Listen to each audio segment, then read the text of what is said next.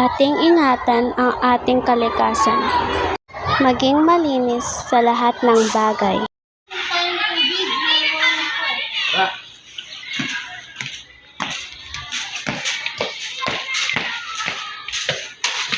Hoy, bumalik kayo dito. Tignan nyo, kinakalat nyo na naman. Linisin nyo to lahat. Alam nyo bang bawal magtapon? Ilagay nyo to sa tamang tapunan.